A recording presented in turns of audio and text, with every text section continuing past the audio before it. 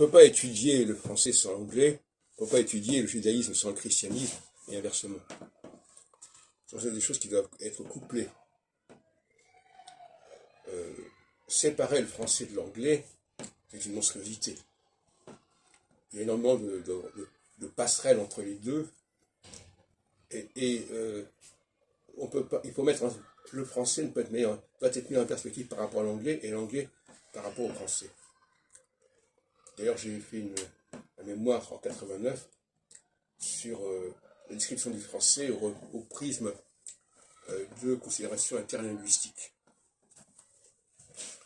Et dans le cas du judaïsme, il est clair qu'aujourd'hui, ce qu'on appelle le corpus judaïque, c'est en fin de compte une fiction, parce que c'est essentiellement un corpus samaritain, un corpus du royaume d'Israël, avec des rédactions tardives comme celle d'Ezra, etc. Et d'autre part, il faut étudier désormais ce que j'appelle l'israélo-christianisme, c'est-à-dire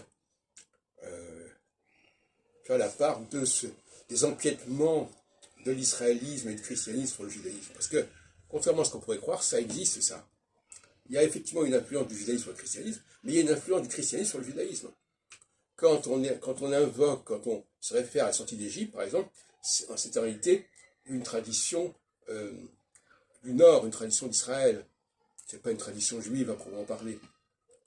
Il suffit d'ouvrir le livre de l'Exode pour s'en apercevoir. Donc, la célébration de la Pâque et de la sortie d'Égypte, c'est une tradition syncrétique venant du Nord et non pas venant de la Judée. D'où la nécessité donc d'étudier ces phénomènes séparément, enfin conjointement, et parce que toute séparation trop nette serait insupportable épistémologiquement.